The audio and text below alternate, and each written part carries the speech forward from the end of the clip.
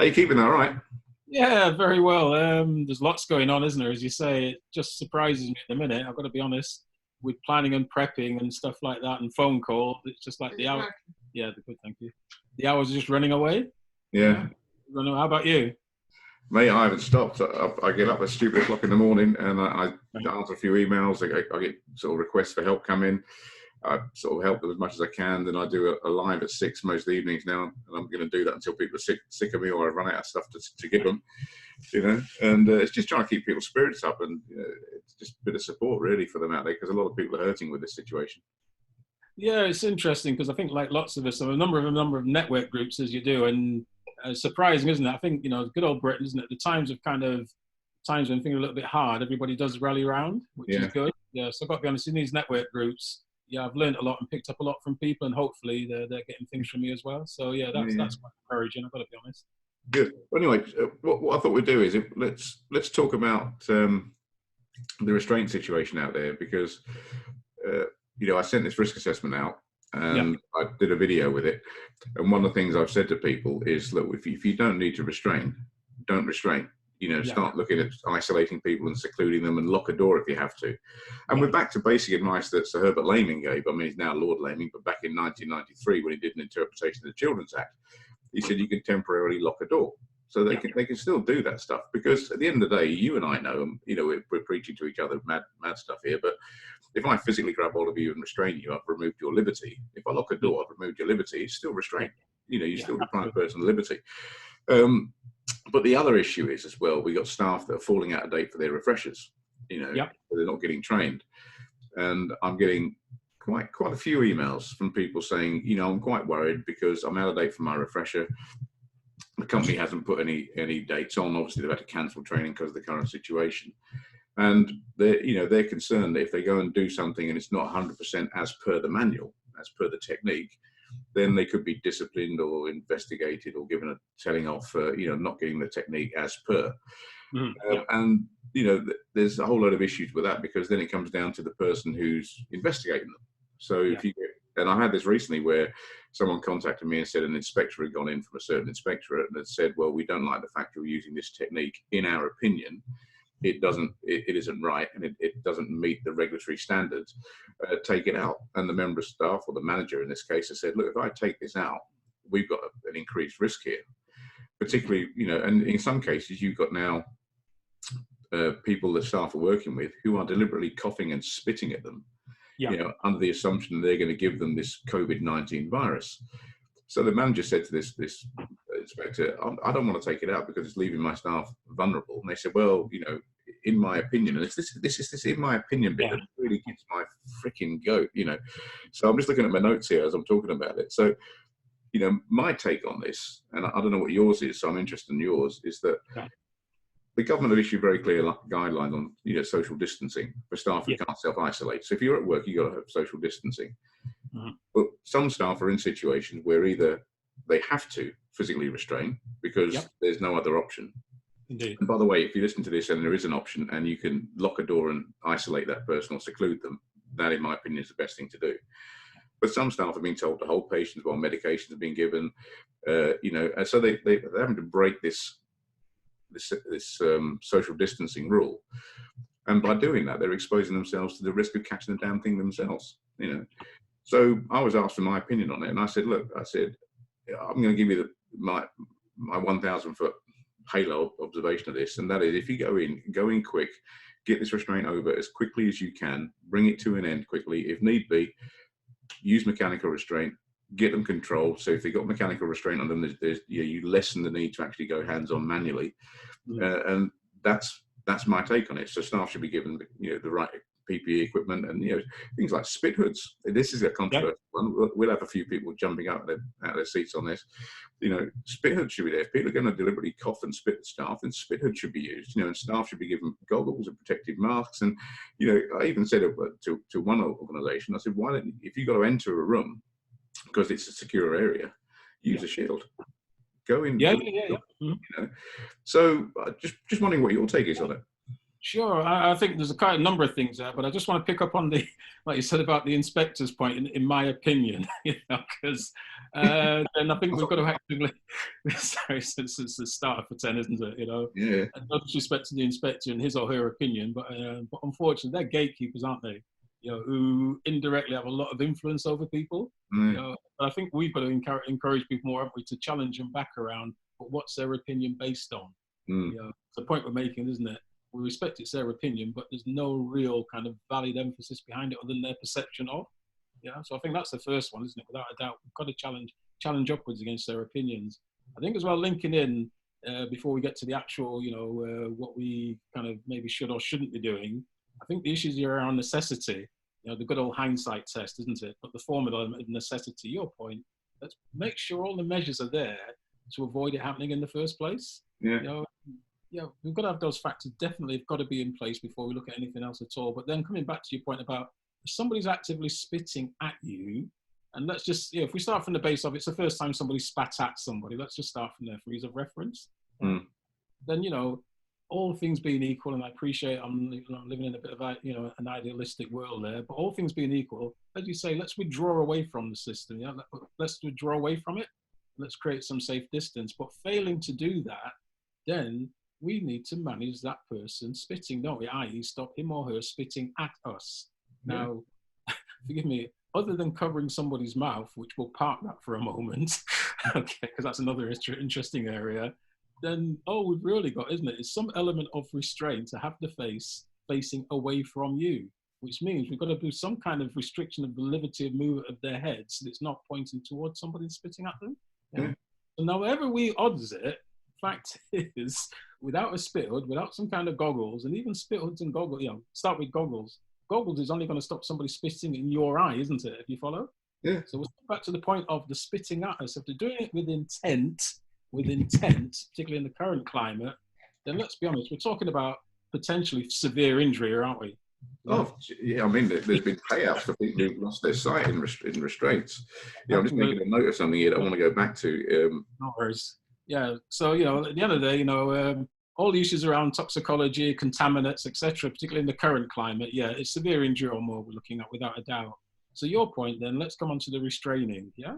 Okay, we can talk about non-restrictive, restrictive intervention. Of course, we all sign up and aspire to that. But the reality is, isn't it, if somebody's spitting at us with intent, particularly if they're alleging they've got some contaminant, then let's be honest, we need to try and stop them and prevent that, don't we, yeah? Well, And we can discuss the elements of prevention as much as we want, but your point is, whilst it might not be our intention to use pain, unfortunately, in stopping them doing so, an element of pain may be involved. Well, if you do, I mean, I know you're skilled in risk assessments as well, and I spent a lot of time in my career writing risk assessments, and you have to err on the side of caution until the control measures are in there. Yeah. So if we look at the risk of contaminating COVID-19 and coronavirus, worst case scenario, someone's dying. Yes. Yeah. So we are looking here potentially, and this is what the law dictates. This is not my opinion. This is what the law says: is you can use lethal force. Yeah. Now, I'm not saying for a moment that people should go around shooting mental health patients, for example, because one of the emails I had is there's people in mental health units who they don't understand what's going on, and they can't go out on their trips, and they're being isolated, so they're getting frustrated and they're presenting challenging behaviour, and that's leading to aggression. So I'm not saying let's go and hurt them, but what I am saying is if the risk is there, you've got to go in. It's got to be quick. It's got to be effective. You've got to minimise the exposure to the risk. So the use of a pain compliance technique, and I'm sure we'll have certain organisations jumping up and down about human rights, and he's on about pain again. Let's just nullify the subjective opinion stuff here. This is a control factor.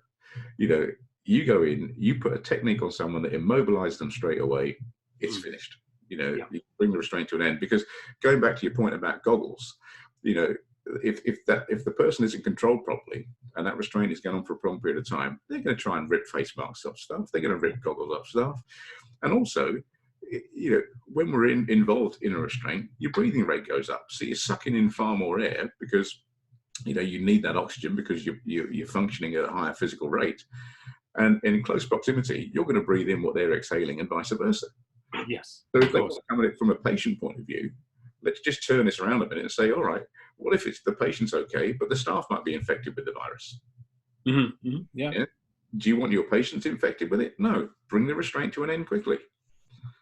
Yeah. And going back to your bit about, you know, you and I getting on the soapbox on this about people's opinions. You know, in my opinion, Dickensian as well.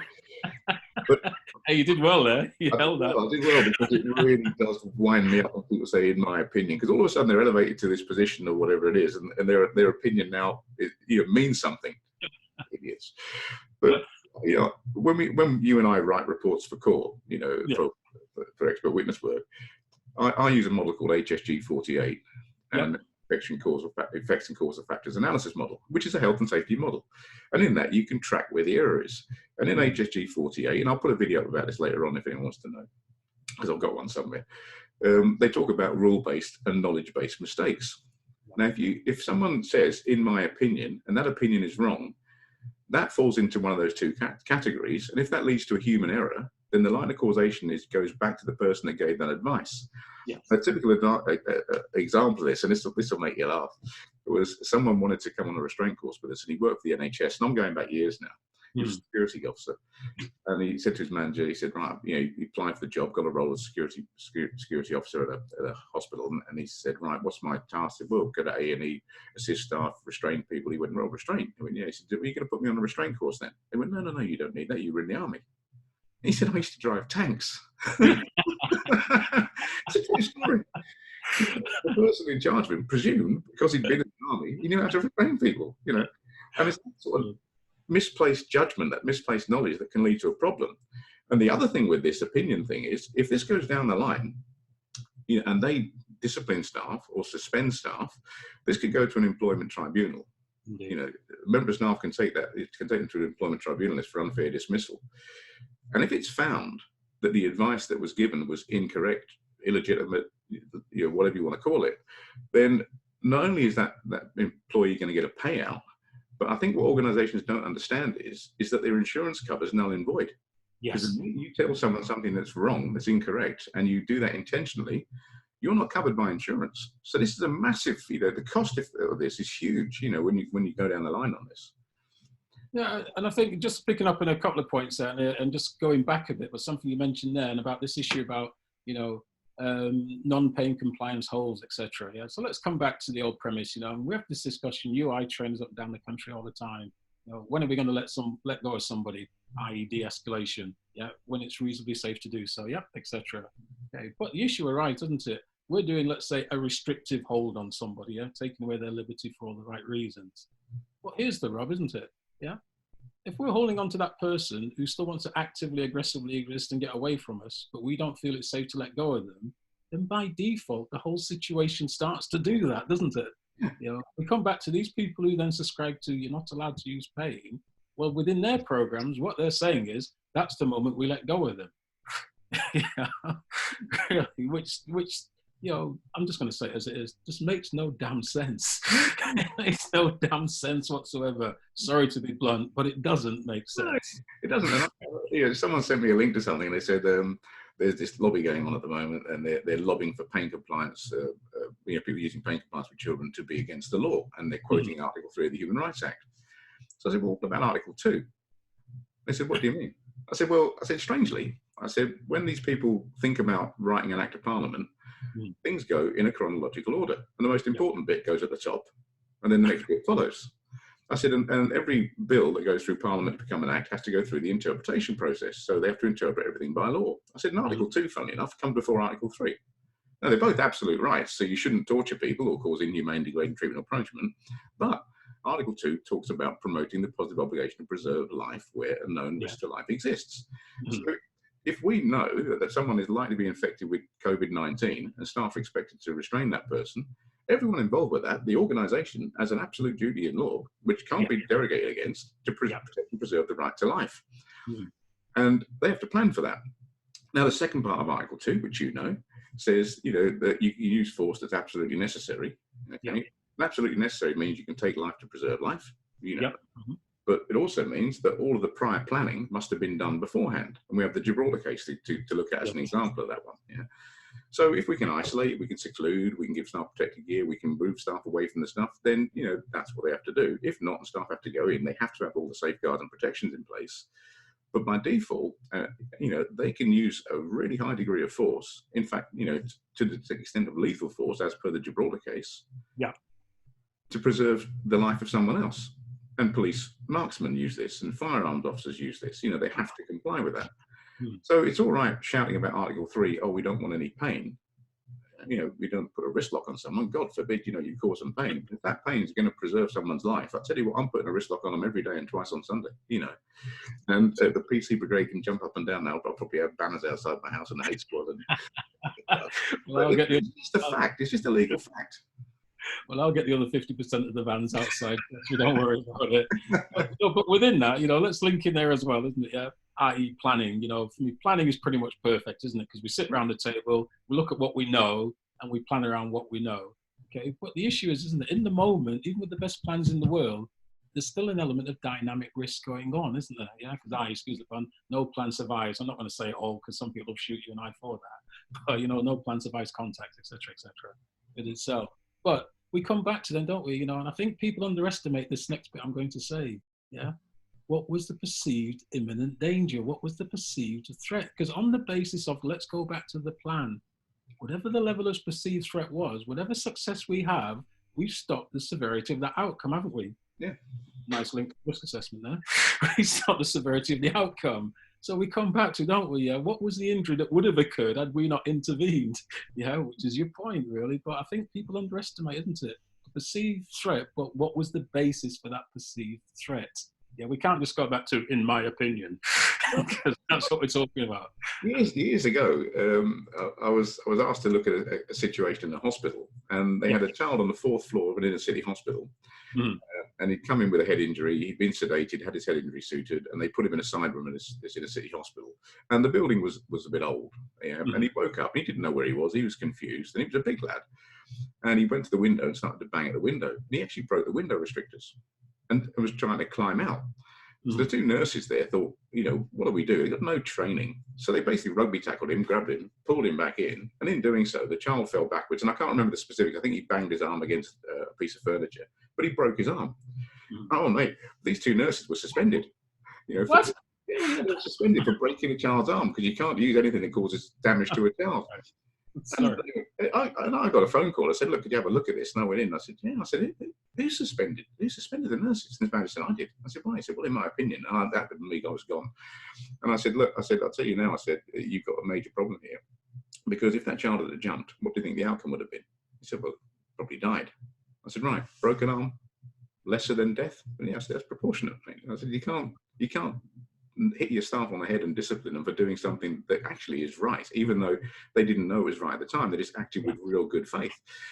And this brings me back to the other point I made at the beginning, is we've got staff now who've done whatever system they're trained in, who are falling out of date for their refreshers and their reaccreditation because they can't get on a course because all face-to-face training stopped. And what if they can't remember the technique as per the manual?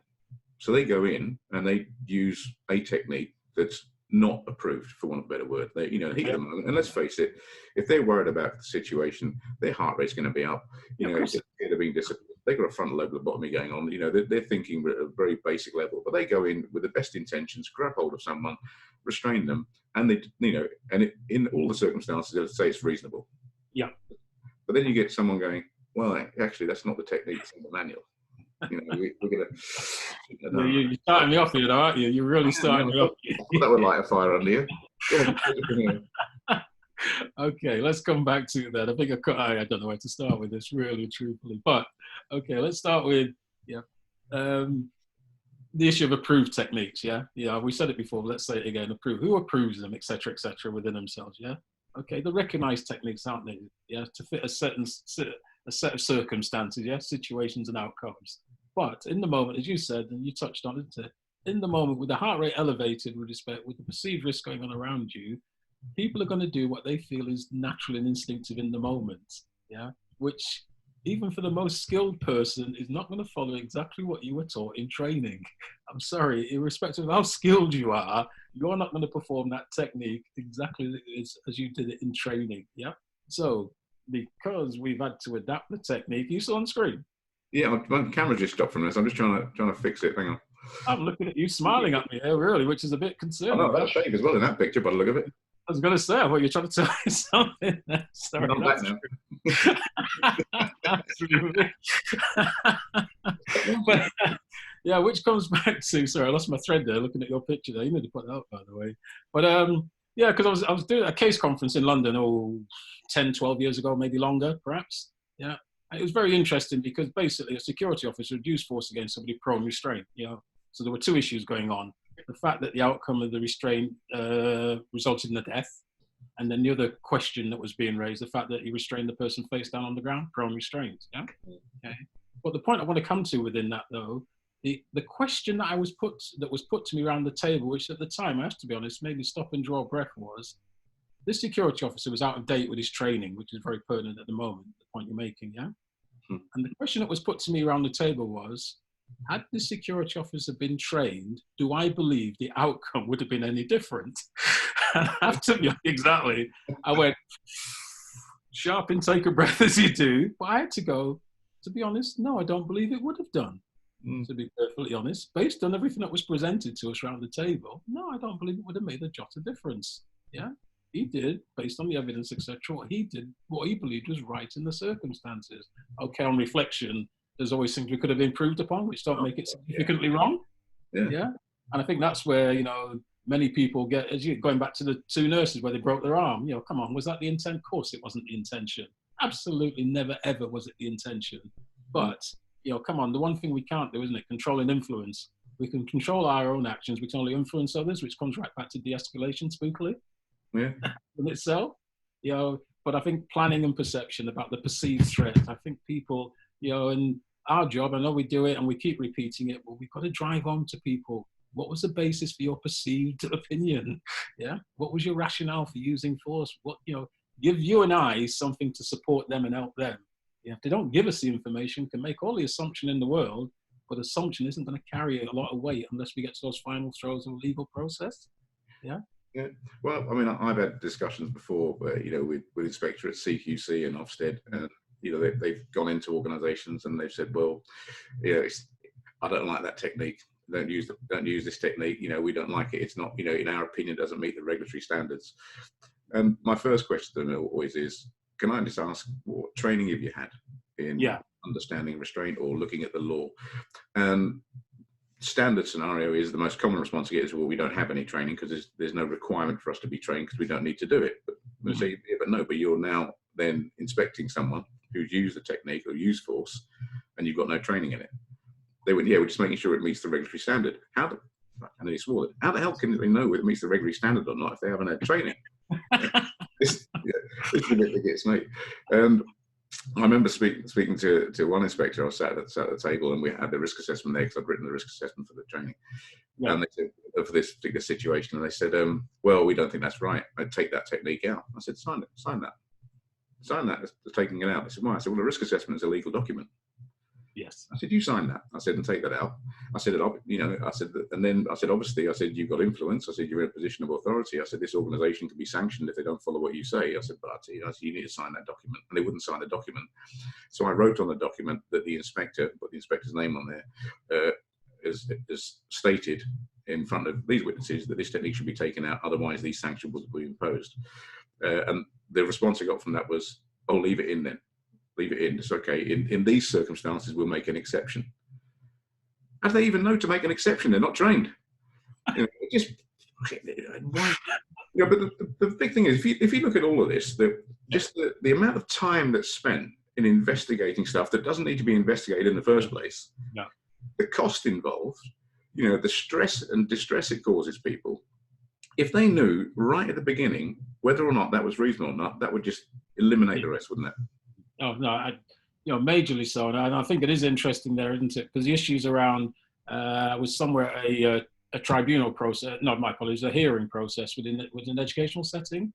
Yeah, you love this. I was asked in there for my opinion about obviously the use of force actions, and the first question that was put to me, I started for 10. So, what knowledge, experience, and qualifications do I have within an educational setting? That was the first question that was put to me. Seriously. My response was, so what qualification does the experience you have around use of force? Okay, can we stop playing the stupid game and move on now, please? I didn't say that last part, by the way. But, we could play this all day long, couldn't we? If you took your car to a mechanic, if you had a rattle in your car and you didn't know what it was because you're not a mechanic, and you took it to the garage and you went, I've got a problem with my car. Okay, I said, yeah, let me have a look at it. You go, hang on a minute. Yeah, you got experience in the education sector because I'm a teacher. The mechanic's going to tell you to bugger off. Do you want me to fix it or not? Yeah, and it goes back to the old saying: is you don't have to die to be an undertaker, do you? Absolutely. So people are looking for experience and competencies in the wrong setting. I mean, there's one document that's come out that says that if you're going to teach restraint in a mental health setting, you should be mental health qualified. Oh, you get me twitching now. They're talking absolute rubbish, because you bring in the expertise as you want it. And there's a famous quote from Henry Ford. I mean, Henry Ford was put on trial in America for being unpatriotic or something, because I can't remember what the whole gif was, but when he was on trial, he was questioned, and they said, do you know about this? He went, no. He went, well, how can you make assumptions about that? He said, I don't make assumptions. He said, I've got a whole range of buttons on my desk and I press a button. He said, and if you ask me something about engines, I press a button and my expert on engines comes in and tells me about engines. If you ask me about something else, I press that and the lawyer comes in and tells me about the law. He said, I don't need to be an expert in anything. I have experts all around me. And it goes back to what our old friend Bungy Williams says, don't be an expert in what you're an expert in. You're experts at teaching, hopefully. Yeah. And by the way, who joins the teaching profession because they want to restrain kids? Well, exactly. Thank you. Yeah, exactly right. Exactly you bring in people with the expertise to do it. And Henry Ford won his trial, by the way, and made the US Congress and government look completely stupid. But no, it's madness, But I think if people had the right training right from the off, and that the right understanding more to the word, at least they understood what reasonable force was, they could make better assumptions and judgments based on fact that could stop all this thing going on. Because bottom line is, I mean, I've even known people who have been threatened to be put on child protection lists based on something they did that was correct, but someone assumed it wasn't. But well, it comes back, doesn't it? If between the T&A process, training needs analysis process, and delivering training to a group of learners, delegates, people, call them what you want, themselves, and when we get those what-if questions, and let's do. I'm going to call them genuine what-if questions because there comes a point, doesn't it? We can what-if to death, but and we've had this discussion, I think, quite recently, and I think, again, just a little bit of our obligation as trainers, we answer these questions in good faith, depending on, isn't it, for me, how pertinent we feel they are to the training we're delivering.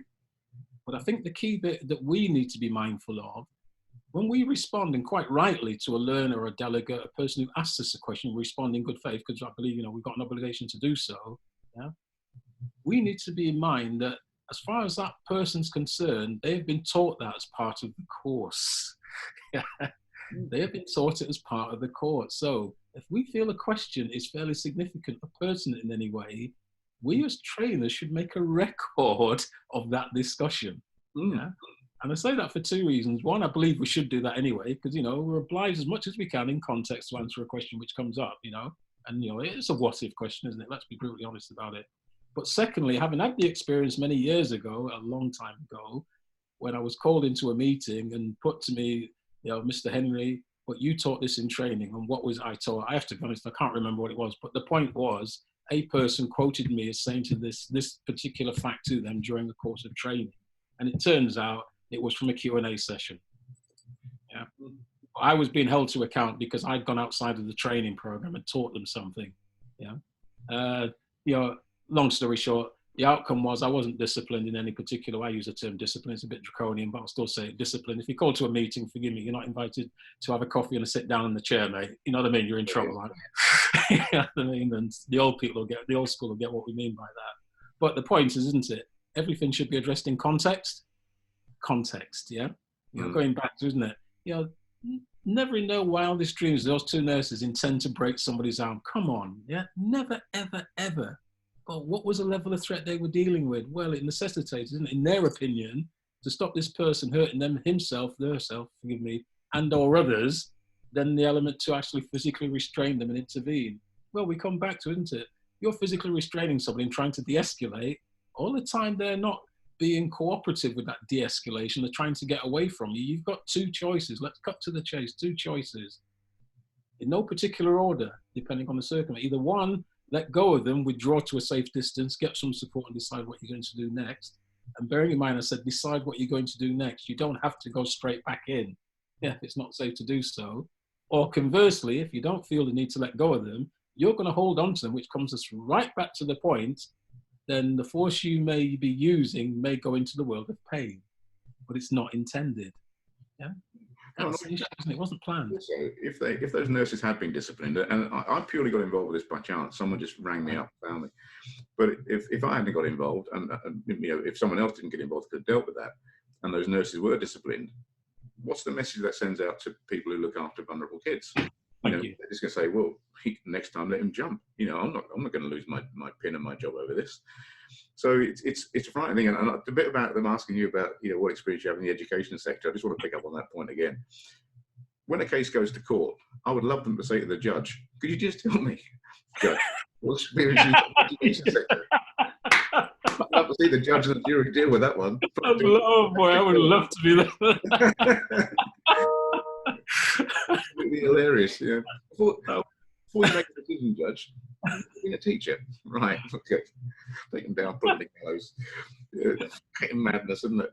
But going back to the basic points of this, I think that given the current situation, if staff in situations at work where there is an expectation or it's part of their job that they've got to physically intervene, because that's what they've always done. We got a different landscape out there now. This is really serious. Yes. If someone's deliberately coughing and spitting at them, I think the first option should be to isolate that person, seclude them. Now, when I interviewed Gary Slapper about this years ago, actually, I made the point in the other video. He said, look, it's quite simple. And lawyers talk a strange language sometimes that we don't understand, but Gary was fantastic because he always made things simple for me. Probably thought I was simple, which is quite right. But he said it's dead simple. He said, if you're moving toxic chemicals and that drum bursts or it spills on the floor, so you've got toxicity, he said, that you can be affected by the fumes. He said, you isolate, you cordon, you control, and the people with the right equipment and kit come in, and only until they arrive do they start cleaning it up. And then he said, if you've got a human being that's behaving, he said, let's call it in a toxic manner. Yeah. What's different? Yeah, exactly. And if you look at the cost regulations and everything else that apply, and people quote health and safety, but they don't specify on or they don't look specifically at the regulations. The cost regulations are quite clear. If you've got something toxic happening in a confined, contaminated space, you contain it. Yeah.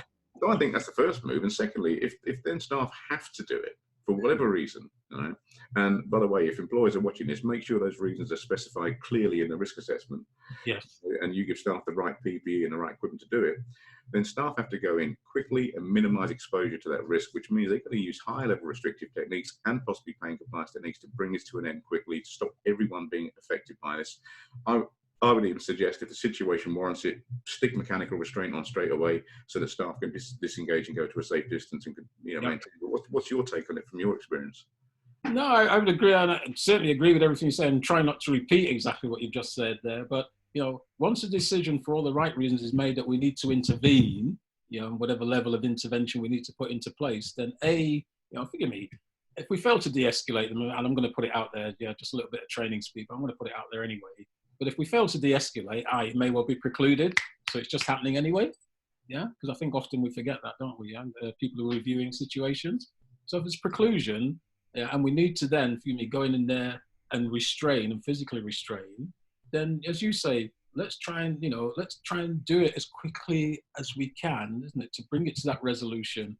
And if within that process we need to then, put some kind of mechanical soft cuff, call it what you want, on a person, well, it comes right back to an earlier point you said, isn't it? But if we're restraining somebody for an indefinite period of time, which means not only are we getting tired, they're getting tired. If we're talking about spitting, or we might be contaminated, then by default, i.e. we need an element of, don't we, based on the risk factors of some kind of, I'm going to say, equipment that we can use to temporarily stabilize the person, for the de-escalation. So, I'm saying this exactly the same you're saying, just trying to look at it slightly differently, still the same issue, but everything you said, I 100% agree with. But I also want to link back though to the point you said, sorry, just for a moment, the point you meant about, for now, isn't it? Certainly for the next 10.5 weeks, i.e. the 12-week period the government mentioned, yeah? And your point about people who cannot, from a physical intervention point of view, receive any training in this current climate, yeah?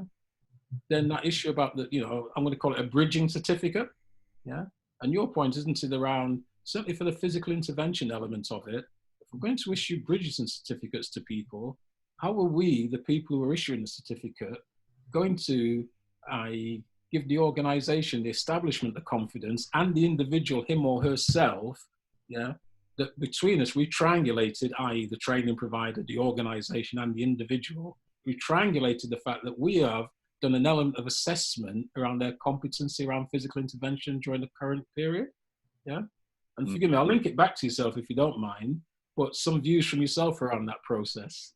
Yeah, no, it's an interesting question, and I've already done this now. I've produced a document, it's a very simple document, it's a couple of paragraphs actually, and if an organisation wants to extend a member staff certificate to bridge them until 3 months or 6 months and review as long as this thing goes on for, then, just in line with the workplace regulations, they've got to, collaborate with the staff. They've got to talk to staff. So it says, the member staff signs that to basically say, I am happy to be bridged, because you can't just impose it on them.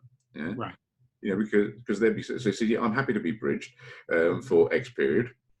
I feel that I'm comfortable and competent in doing the techniques that I've been trained and skilled in. And if someone's gone through years of training, then, that might be a given. And it says, it also says that the organisation will provide the support they need. So if they need any support, I mean, they, can do things like this, can't they? Nowadays, technology is brilliant.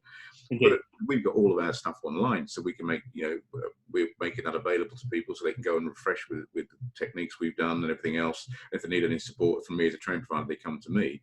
And then the line manager, that member of staff's line manager, they sign it off as saying they're happy for their member of staff to be extended and bridged because they're happy with their performance in there. Because let's face it, you might have someone who's, they're competent in the techniques, but their attitude and aptitude might be wrong. Yes. And you've got Winterbourne view all over again. We don't want that to happen. So the manager has to sign that off, and they've got to step up and take responsibility here. And then if that goes back to the director who was coordinating this, and they say, yeah, and we're happy for them to be issued a bridging certificate on that basis, we issue a bridging certificate, or the company issues a bridging certificate. So that's done. It's not a difficult process, because there is no law per se that says you should have an annual refresher or a biannual refresher or a 2-year refresher. You've got to make sure the person is competent in doing what they're doing. So as long as you've got processes to establish that, there's no great issue in it. And I think the point you made up there, that flexibility, whilst you have a very good process in place there, but your point and some, and the thread you used there was the fact that here, as we're doing now, isn't it? Yeah. Some form of online basis where, between the triangulation of the training provider, the organization, and the individual concerned, yeah, then we can, have some evidence to say we have assessed. Yeah. Yeah. To be honest, at the minute, yeah, we've got to be reasonably flexible about how we're doing those assessment processes, i.e. we can't do it face-to-face contact on the ground, i.e. in a training venue. So that's what the flexibility, excuse the pun, but we need to be a little bit reasonably practicable about how we do that. I think the other thing out of this as well is and I think this is a positive that's come out of all this, is for years now, training organisations have been too strict on saying this is the technique, and your thumb must be up and not down, and your arm must be pointing to the north and not the south, and you've got to lean towards the wind, and all that nonsense. Your toes mustn't be crossed, or whatever they say. Right? We're back to principles.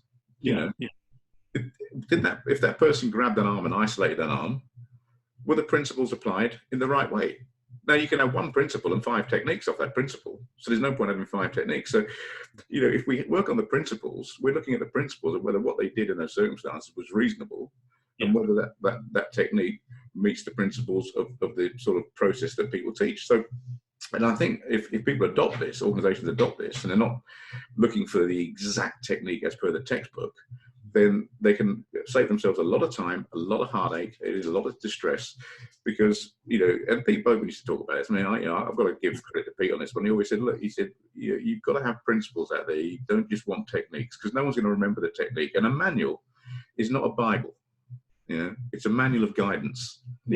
It's not a rote Bible, you know. And trainers are not gods. You know, we're not. No trainer out there is a god, and people should not bow down to these people. You know, they're there to provide a service, and that service is a manual of guidance, and we're there to support staff. So I think as long as the principles are right, you know, it doesn't matter whether they hold 2 inches further up the wrist or 2 inches further down the wrist. In situations like this, it doesn't matter. You know, and I think that's the important thing, and that's, we can do that to support staff. You know, because someone contacted me and said, look, he said, I did the technique, I did it wrong. I said, what did you do wrong? He said, the thumb was in the wrong position. I said, did you stop it? Did it work? He went, yes. I said, did you break anything? He went, no. I said, what's the problem? He said, oh no, but he said, this is what he said. He said, if I'm investigating, my training provider won't support because my thumb was in the wrong position. I said, I'll tell you where you can go and put your thumb. I said, don't. No, I said, make sure it's delivered to the training provider. But, you know, I've never understood this stuff. But anyway, listen, mate, what about what we can do for people? What are we offering them? Okay, well, what we can do for people, certainly, anybody who has any of these issues we've been raising about, and I'm going to call them at the minute, whether you're concerned about the use of force you've used, the physical intervention, and, well, taking away somebody's liberty, let's do it as encompass it all, If you've got any personal concerns about maybe feedback you've had informally from a debrief, whether there's any concerns about, i.e. you've done a technique wrong or a complaint issue coming in, then I think certainly from myself and Mark's point of view, then I think you can certainly contact us, because we're definitely prepared to have a look at any report you want to send through to us and give you some free advice and recommendation about a submission of the report. I mean, please feel free to contact us as well. I mean, how you want to link our details to this, Mark? Sorry, forgive me. I don't know. I'll leave a link below. I think it's either an opt-in box or something that people can go. Or I've got a contact us form on the website. If you've got one as well, leave a link. Send me that, Trevor. I'll put that on there. But basically, what Trevor and I are saying is we've been expert witnesses now for a long time. I'm supposed to be retired, guys, all right? But I'm coming out of retirement for this. We spend a lot of our career writing reports for court, for cases that get to court that should never have got to court in the first place, and because people have done good things, they've done it with the right intentions. So what we're saying to you is, look, to save all of this, process, which may be totally unnecessary and so costly for you as an organisation, not just in financial terms, but in terms of the damage it can do, and you can end up in a tribunal at the end of it and your insurance not paying out. Here's the offer. We're saying if you get a use of force situation, and let's say, for example, someone hasn't used the technique as per the manual that the training provider's given, but it was reasonable in a circumstance, or you think it was reasonable, or you're not sure, send the evidence to us. We will do like a one-page review on that for you, free. We'll just look at it and say, yeah, in our opinion, in those circumstances, based on the evidence you've given us, it was reasonable or not. We'll do it either way. Okay, that's absolutely free. We're not going to take any money off you for that one. If you want us to do more work, then obviously we'll have to talk about, what sort of fees we'll charge. We'll produce them right down for this period. But to save this process, to save your staff worrying, send it to us. We'll look at it, we'll write the report and send it back to you. And at least then you know whether to follow the process or not, okay? And also, I'm sorry to say this, if you get an inspector come out and say, I'm not happy with that in my opinion, then get the opinion of one of us too as well, all right? We know about this stuff. We live, eat and breathe the use of force. That's what we do, okay? So if the inspector's not happy, send it to us and we will give you a written synopsis. We'll put our words in writing for you as long as you provide us with the evidence to base that on, and then you've got it in writing from us. Is that a fair one, Trev? Yeah, I think, and just the final bit to add to that, absolutely spot on, Mark. I think in 2020, in these days of transparency, providing you provide Mark and I with the evidence, and we're happy to do a Zoom call or a Skype call and speak to your line manager and challenge the points that are raised as well. Yeah, so just to add that onto it as well, Mark. Yeah, and I mean, with this video, guys, I mean, there are people out there who are generally worried about this, because I'm getting emails and messages every day like Trevor's. Share this video with your network. Let them know what the offer is. It's a genuine offer. If there's any unions watching this, or if you know one of the union, send this to a union. All right, we'll support the unions on this as well, for because we're genuinely concerned about staff out there. There's a lot of good people doing a tremendous job out there, keeping the rest of us safe, and exposing themselves to risk. And we just want to do our bit to help. And this is what we do. This is what we have expertise in. So that this is what we're doing to, we're offering help in this area, So we hope that helps. Send it to your local schools, send it to whoever you want, just blast it out there, because it may help someone, somewhere who's done something with the right intention, and is being maybe even interviewed by the management with the right intention, but the presuppositions and the opinions are wrong. Okay, so we can give expert advice and expert facts on that. So, is that a fair one, Trev? Yeah, absolutely, mate. Yeah, please, we're here. Please make contact with us. Yeah. All right, matey. Trev, thanks for joining me, mate. Mark, thanks very much as always, mate. Appreciate it. No problem at all. And guys, share the video. It may help someone. All right, matey. Catch you later, Trev. We'll speak soon. Have a good day, mate. Take care. All right. Yeah. Bye-bye. Now, can I tell them that you sound like Al Green? I've forgotten about Al Green.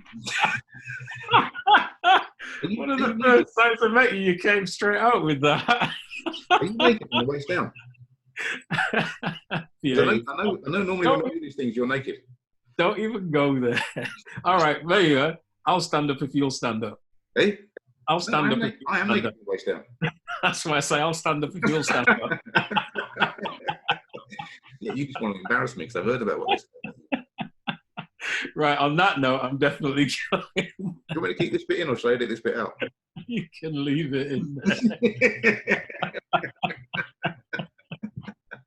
I can't believe what you're doing to me. What?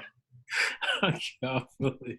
Right, I'm going. I'll speak to you later before you really get me It's just trouble. class as abuse.